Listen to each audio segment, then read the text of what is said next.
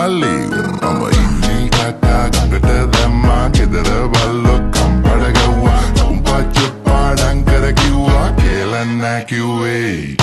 වද්ද මං හෙටගෙන කිව්වා එදා මං එදාගෙන කිව්වා ආදරේ බදාගෙන කිව්වේ උන් කියලා විදිව්වේ මල්ලි